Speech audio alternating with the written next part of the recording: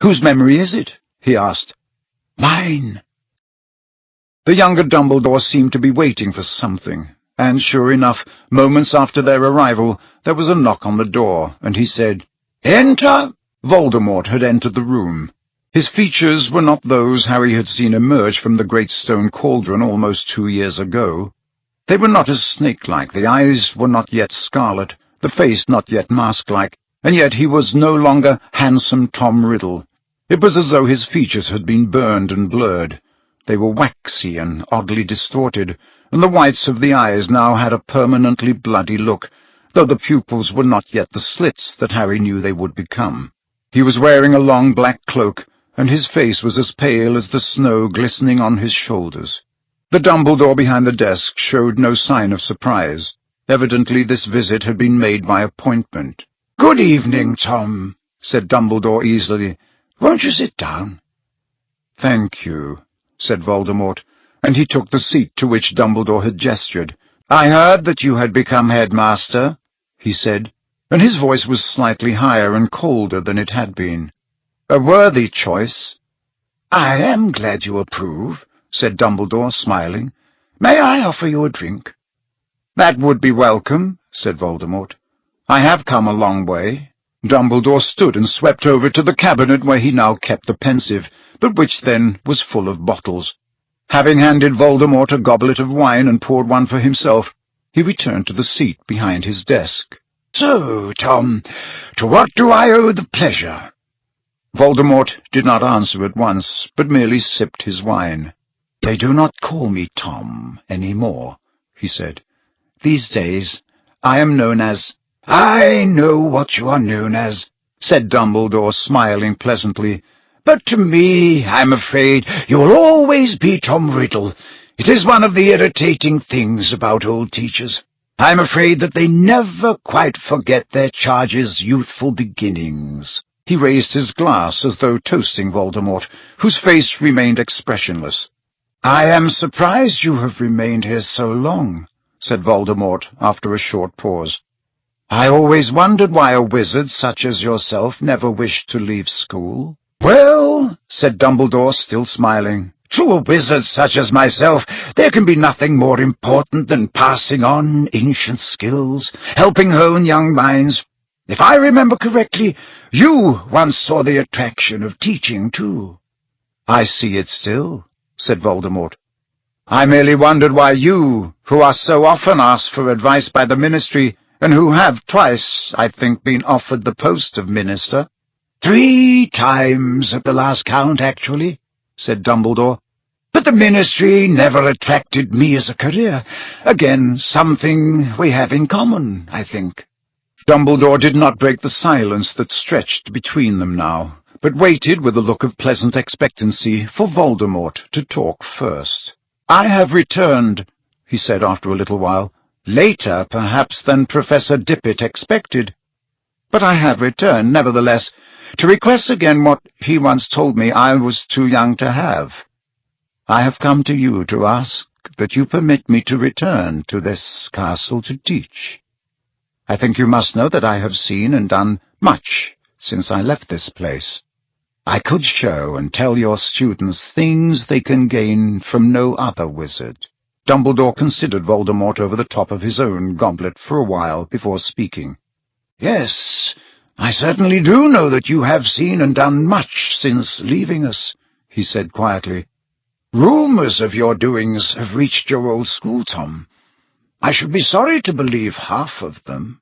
Voldemort's expression remained impassive as he said, "Greatness inspires envy, envy engenders spite, spite spawns lies. You must know this, Dumbledore."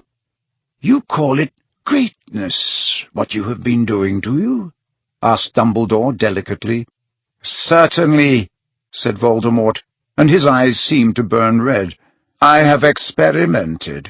I have pushed the boundaries of magic further, perhaps, than they have ever been pushed." "Of some kinds of magic," Dumbledore corrected him quietly. "Of some.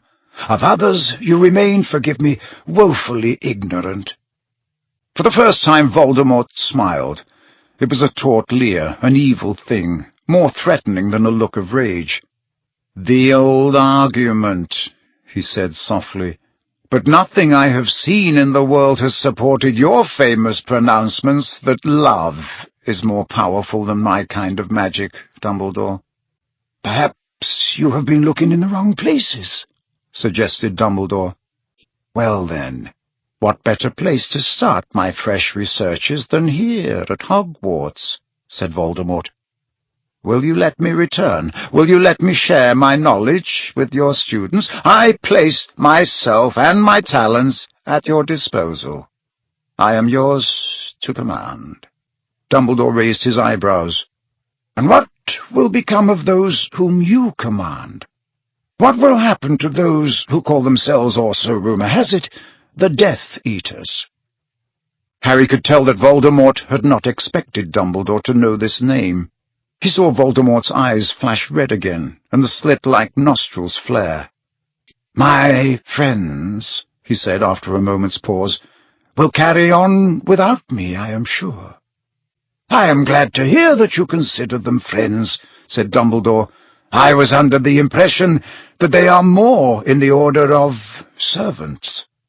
"You are mistaken," said Voldemort. "Then, if I were to go to the Hog's Head tonight, I would not find a group of them, not Rosier, Mulciber, Dolohov, awaiting your return? Devoted friends indeed to travel this far with you on a snowy night, merely to wish you luck as you attempted to secure a teaching post." "You are omniscient as ever, Dumbledore." "Oh, no, merely friendly with the local barmen," said Dumbledore lightly. "Now, Tom." Dumbledore set down his empty glass and drew himself up in his seat, the tips of his fingers together in a very characteristic gesture. "Let us speak openly. Why have you come here tonight, surrounded by henchmen, to request a job we both know you do not want?" Voldemort looked coldly surprised. "A job I do not want? On the contrary, Dumbledore, I want it very much." "Oh, you want to come back to Hogwarts, but you do not want to teach any more than you wanted to when you were 18. What is it you're after, Tom? Why not try an open request for once?" Voldemort sneered. "If you do not want to give me a job—" "Of course I don't," said Dumbledore, "and I don't think for a moment you expected me to. Nevertheless, you came here. You asked. You must have had a purpose." Voldemort stood up. He looked less like Tom Riddle than ever, his features thick with rage. "This is your final word?"